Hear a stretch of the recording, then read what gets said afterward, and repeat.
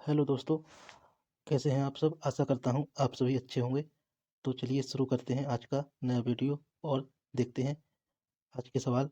तो देखिए, जैसा कि मैं गणित कक्षा 10 लेके आया हूँ कुछ सवाल जो कि सांख्यिकी चैप्टर से हैं और यूपी बोर्ड एग्जाम में बहुत ही महत्वपूर्ण होने वाले हैं।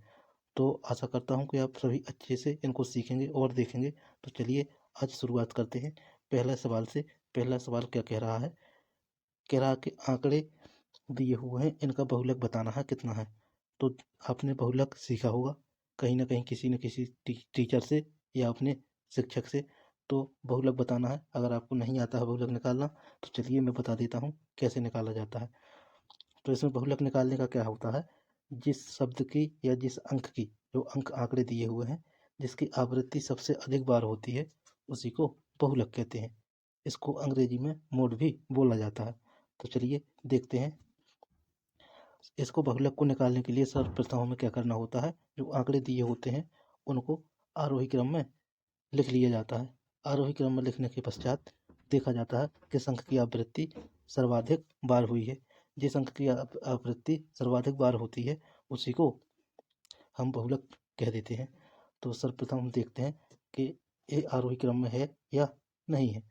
तो ये जो है आंकड़े आरोही क्रम में नहीं दे रखे हैं, तो सर्वप्रथम हम इसको आरोही क्रम में रख लेते हैं। तो चलिए क्वेश्चन को थोड़ा सा जूम कर देता हूँ ताकि आपको स्पष्ट दिखाई दे।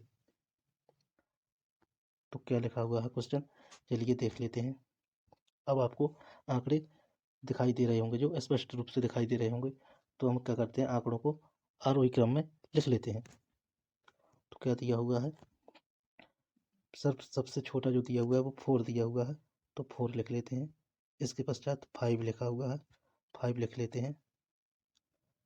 5 के बाद जो लिखा हुआ है वो 8 है, 8 के बाद 9 है, 9 डबल बार है तो डबल बार लिख लेते हैं।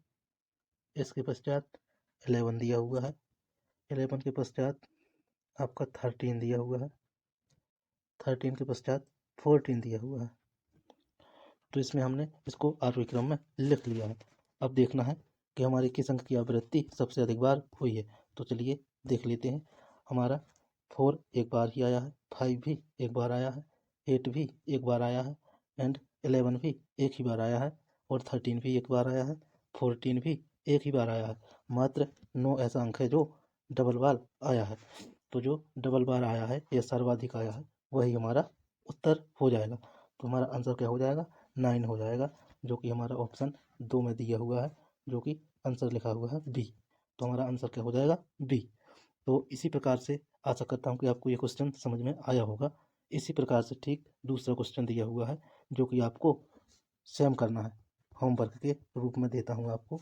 अगर आपको नहीं आता है तो कमेंट में बताइएगा, मैं आपको सॉल्व करवाऊँगा। नहीं तो जैसे ही पहला क्वेश्चन किया है वैसे ही दूसरा भी करना है।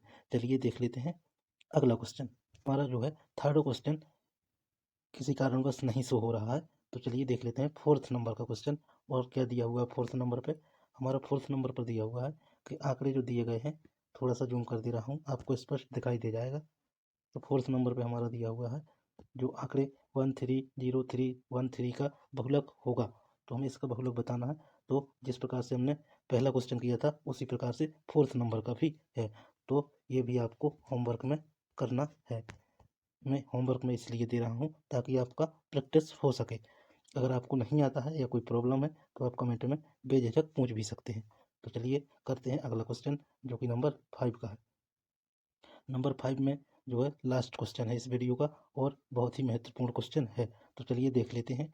दिया हुआ है इतने इतने इतने इतने आंकड़े की माध्यिका होगी, जो जैसा कि हमें आंकड़े दिखाई दे रहे हैं 8, 7, 12, 15, 10, 9 एंड 11।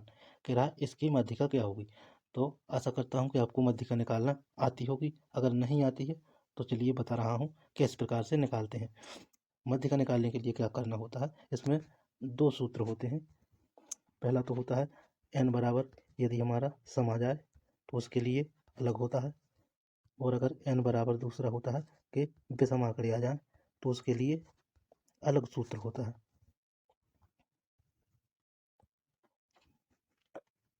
तो चलिए देखते हैं हमारे आंकड़े क्या है और किस प्रकार से दिए गए हैं। तो सर्वप्रथम हमें जिस प्रकार से बहुलक में आरोही क्रम में लिखना पड़ता है, उसी प्रकार से इसमें भी आरोही क्रम में लिखना पड़ता है। तो लिख लेते हैं सभी आंकड़ों को आरोही क्रम में। तो चलिए, पहला हमारा दिया हुआ है 7, इसके बाद 8, इसके बाद दिया हुआ है हमारा 9, 7, 8, 9, इसके बाद 10 दिया हुआ है, और इसके पश्चात दिया हुआ है 11, 11 के पश्चात दिया हुआ है 12, और 12 के पश्चात हमारा 15 दिया हुआ है। तो हमारा आंकड़े काउंट कर लेते हैं, कहीं कोई गलती तो नहीं हुई है। तो देख लेते हैं कि हमारे आंकड़े कितने हैं। 1 2 3 4 5 6 7, यहाँ भी कर लेते हैं 1 2 3 4 5 6 7, जैसा कि सही आंकड़े लिखे गए हैं और ये आरोही क्रम में लिखे गए हैं। तो हमारे 7 है, जो कि n बराबर क्या है, विषम है। हमारा क्या है, विषम। n बराबर 7 है, विषम। अब इसके लिए फॉर्मूला होता है जो, वो होता है, इसको स्लाइड को हटा के दोबारा से आपको बता रहा हूँ। वो n बराबर क्या होता है, तो देखते हैं। n बराबर अपना होता है, जब विषम यानी कि 7 दिया हुआ है, तो हमें सूत्र लगाना होता है n+1/2 वहाँ पद।